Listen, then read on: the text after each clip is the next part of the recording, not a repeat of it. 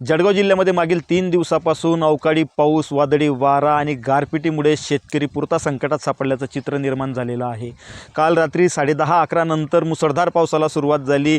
अनेक ठिकाणी वादळी वारा होता, गारपीट होती. आपण धरणगाव तालुक्यातील चांदसर शिवारामध्ये आहोत. आपण बघू शकतात की या ठिकाणी पूर्णपणे जो मका आहे, जो काढणीला आलेला मका होता, तो पूर्णपणे जमीनदोस्त झालेला आहे, भुईसपाट झालेला आहे.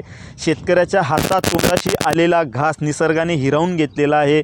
जळगाव जिल्ह्यामध्ये मागील 2 दिवसापूर्वी जो पाऊस झाला होता त्यात साधारण 9,000 हेक्टरपेक्षा अधिकचं पिकांचं नुकसान झाल्याचं समोर आलं होतं आणि काल रात्री झालेल्या पावसामुळे देखील हजारो हेक्टरवरील पिकांचं नुकसान झाल्याचं सांगितलं जात आहे. आपण या नुकसानग्रस्त शेतकऱ्यांकडूनच त्यांच्या व्यथा जाणून घेऊयात.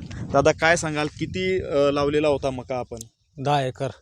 हां, किती नुकसान झालं आहे साधारण? तरी इकडे बघा. 2-1 लाखाचं नुकसान होऊन गेलं. किती खर्च किती आला होता तुम्हाला? जवळपास 1 लाखपर्यंत. बरोबर. आता जर उत्पन्न व्यवस्थित आलं असतं तर किती आपल्याला उत्पन्न अपेक्षित होतं?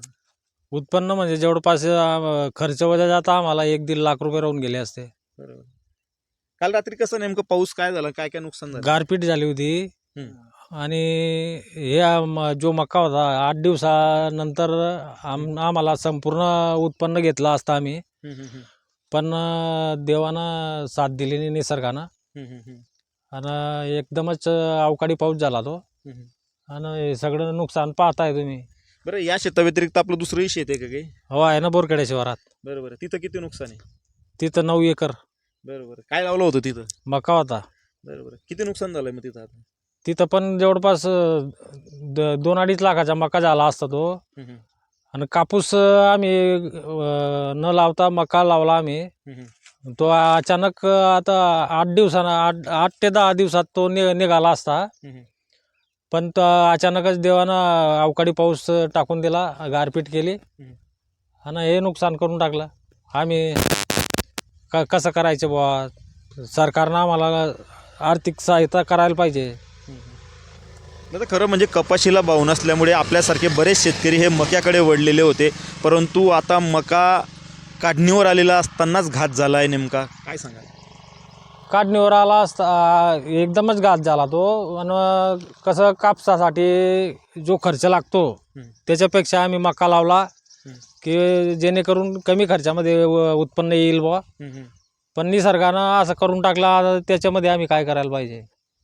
खरं म्हणजे आता आपल्यासमोर एक मोठं आर्थिक संकट उभं राहिलेलं आहे, कारण की गेला हंगामी आपला काही व्यवस्थित झालेला नव्हता. आता या हंगामात आपल्याला उत्पन्नाची अपेक्षा होती, परंतु आता तोंडाशी आलेला घास गेलेला आहे. काय मागणी काय सरकारकडून आता? सरकारकडून आता आम्हाला ठिकठिकाणी आमचे जे नुकसान झालं आहे त्याचे त्वरित पंचनामे करायला पाहिजे. आणि आम्हाला सरकारने सहायता करायला पाहिजे बुवा आमची. हेच अपेक्षा आहे आमची. दादा, आपण काय सांगाल, काय आता इतकं मोठं नुकसान झालेलं आहे, काय भावना आहेत? सरकारने काय आपल्याकडे पाहायला पाहिलं आपल्याकडे. बरोबर. आधी पंचनामे झाले होते, त्याची नुकसान भरपाई मिळाली होती का? नाही भेटलं, त्यात काही 1 रुपये भेटला नाही त्यामध्ये. आता हे जे 2-3 दिवसापासून सतत अवकाळी सुरू आहे त्याचे काही पंचनामे नाही झाले ना अजून. तुम्ही आले आता. बरं, आता काय मागणी काय सरकारकडे आता? सरकारने यायला पाहिजे, पंचनामे व्हायला पाहिजे. आमच्या स्वतः वावरामध्ये यायला पाहिजे त्यांनी. आता खरं म्हणजे सरकारच्या ज्या योजना आहेत किंवा सरकार जे शेतकऱ्यांच्या पाठीशी उभं असल्याचं म्हणतं ते खरं वाटतं आपल्याला? त्याचा बोलायला बोलतात ते, पण आता करत नाही तसं. बरोबर. किती नुकसान, किती आहे आपलं, किती नुकसान आहे? माझ्या 5 एकरचे नुकसान आहे माझ्या. काय लावला होता आपण? मी मकाच लावला होता सर, मी बी. बरोबर. आपण आधी कपाशी घ्यायचे, नंतर मक्याकडे वळले होते का? हो, कपाशी लावली पाहिजे अगोदर. त्यानंतर मग कपाशी आम्हाला पिकलीच नाही काहीच. त्यानंतर आम्ही मका लावला. मकाची बी अशा हानी झाली आमची. बरोबर. काय मागणी काय येतात? मग जे पंचनामा करायचे काहीतरी शेतकरी द्यायला पाहिजे भाऊ पैसे. आता खरं म्हणजे हे इतकं मोठं नुकसान झालंय, गेला हंगाम चांगला झाला नाही, आताही हातातोंडाशी आलेला घास गेलेला आहे.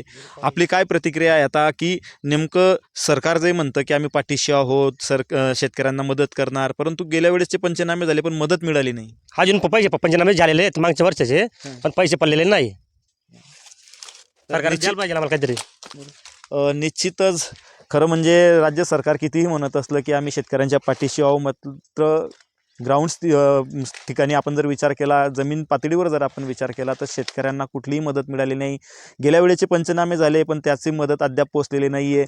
आता आम्ही कुठेतरी कपाशीला भाव नाही म्हणून मक्याकडे वळलो होतो, परंतु आता निसर्गाने घात केला आणि काढणीवर आलेला मका जमीनदोस्त झाला. हातातोंडाशी आलेला घास आमचा गेलेला आहे. सरकारने, खरं म्हणजे आपण ज्या मायबाप सरकार म्हणतो, त्या मायबाप सरकारने आता शेतकऱ्यांच्या पाठीशी उभं राहायला पाहिजे, अशी देखील भावनिक मागणी जी आहे ती शेतकऱ्यांनी केलेली आहे.